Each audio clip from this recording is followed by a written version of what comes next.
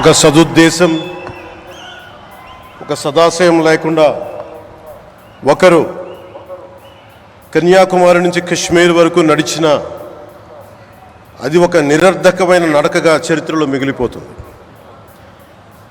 కానీ ఒక సదాశయంతో, ఒక సత్సంకల్పంతో ఇంకొకరు కన్యాకుమారి నుంచి కశ్మీర్ వరకు ప్రజలందరితో మమేకమై వారందరినీ ఏకతాటిపైన నడిపిస్తే అది ఆత్మనిర్భర భారత్ అవుతుంది.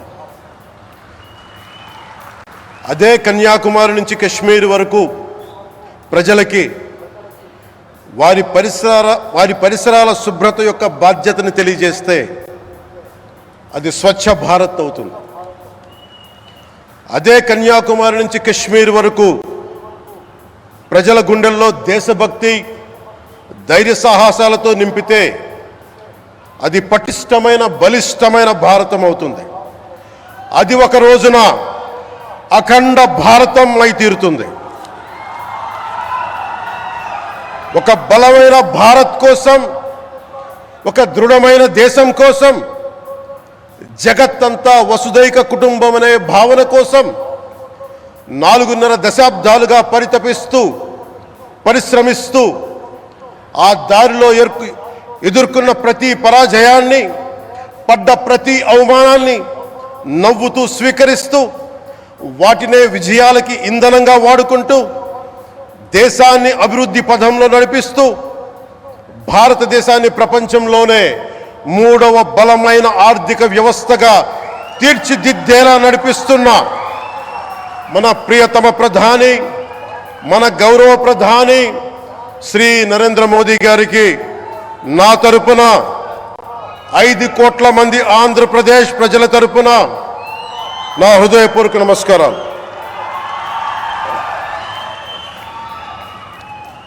విద్యార్థి నాయకుడిగా రాజకీయాల్లో ప్రవేశించి రెవెన్యూ మంత్రిగా, ఆర్థిక మంత్రిగా మొదలై తెలుగుదేశంకి రథసారథి అయి 4వసారి ముఖ్యమంత్రి అయి తెలుగు ప్రజల్ని అభివృద్ధి పదంలో నడిపిస్తున్న దార్శనికులు, రాజకీయ ఉద్దండులు గౌరవ ముఖ్యమంత్రి శ్రీ నారా చంద్రబాబు నాయుడు గారికి నా హృదయపూర్వక నమస్కారం.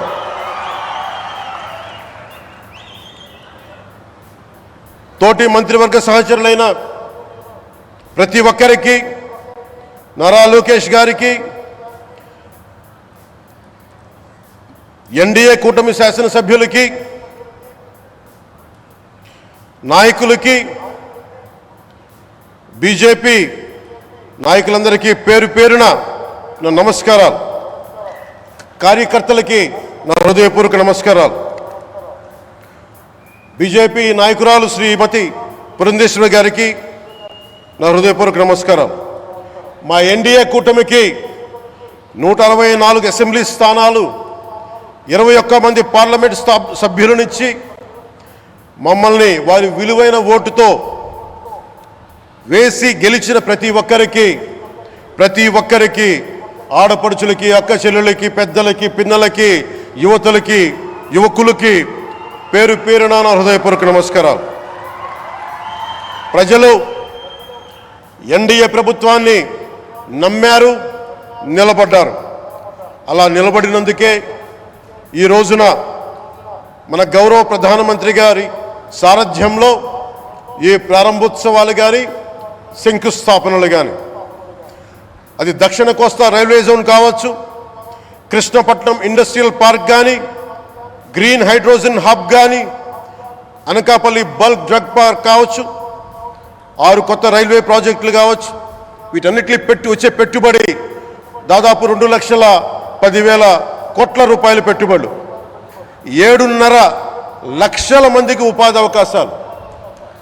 అవినీతితో కూరుకుపోయి ఉపాధి అవకాశాలు లేక, ఉద్యోగ అవకాశాలు లేక విలవిల్లాడుతున్న సమయంలో మీరు నిలబడ్డారు. అందుకే ఈ రోజున ఈ 2 లక్షల పైచిలుకు పెట్టుబడితో 7.5 లక్షల ఉపాధి అవకాశాలు లభించి మనందరికీ ఇచ్చినందుకు మనస్ఫూర్తిగా ప్రధానమంత్రి శ్రీ నరేంద్ర మోదీ గారికి చేతులెత్తి నమస్కరిస్తున్నాం. ఇవి కాకుండా కొత్త హైవేల నిర్మాణం, విస్తరణ, అలాగే అమరావతి రాజధానికి పెట్టుబడులు, పోలవరంకి నిధులు, 15th ఫైనాన్స్ కమిషన్ నిధులు కానీ, జల్ జీవన్ మిషన్ కోసం ప్రతి ఇంటికి నీరు, రక్షిత మంచినీరు రావాలి ఆయన ఆకాంక్ష, ఆయన ఆశయం.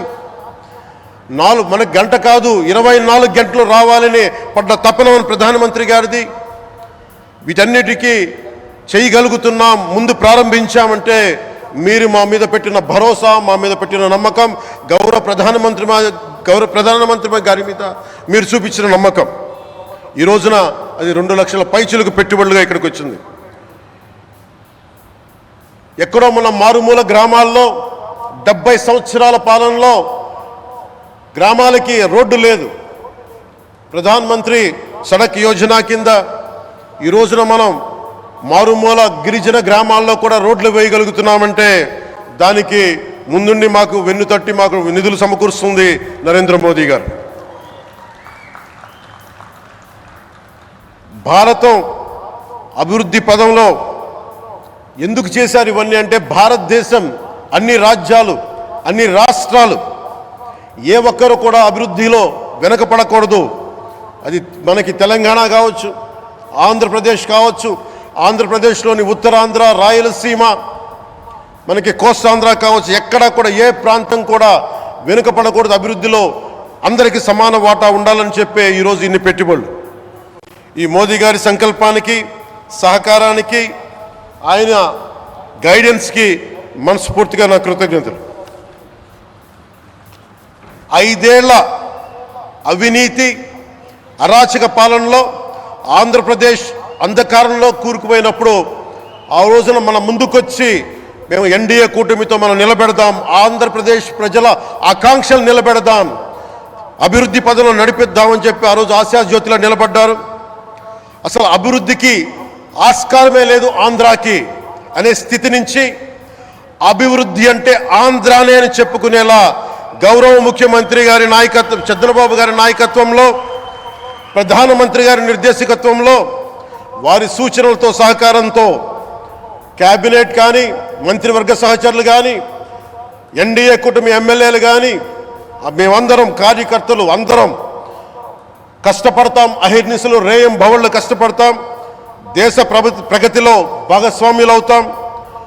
మేము ప్రధానమంత్రి గారికి అండగా ఉంటామని తెలియజేసుకుంటూ, ఆంధ్రప్రదేశ్లో ఉన్న ఆంధ్రాకి వెలుగుతో నింపుతున్న మీ నిండు హృదయానికి నా హృదయపూర్వక కృతజ్ఞతలు తెలియజేసుకుంటున్నాను. మరోమారు మీ అందరికీ ధన్యవాదాలు తెలుపుకుంటూ, నమ్మకం పెట్టారు, మీరు పెట్టిన నమ్మకానికి ఈ రోజున 2 లక్షల పైచిలకు పెట్టుబడులు తీసుకొచ్చాం. ప్రధానమంత్రి గారు ఉండటం వల్ల, సమర్థవంతులైన చంద్రబాబు గారు ఉండటం వల్ల మేమందరం నేర్చుకోవడానికి, పనిచేయడానికి సంసిద్ధంగా ఉన్నాం. సో మీరందరూ ఇదే సహకారం ఇవ్వాలని మనస్ఫూర్తిగా కోరుకుంటూ, ఆ భగవంతుడు, ఆ లక్ష్మీ నరసింహుడు ఈ దేశాన్ని మరింత ప్రగతి పదంలో నడిపించేలా గౌరవ ప్రధానమంత్రి శ్రీ నరేంద్ర మోదీ గారికి దీర్ఘాయుష్ ఇవ్వాలి, ఆరోగ్యం ఇవ్వాలని మనస్ఫూర్తిగా కోరుకుంటూ, ఆ లక్ష్మీ నరసింహుడిని వేడుకుంటూ సెలవు తీసుకున్నాను. జై భారత్, జై హింద్.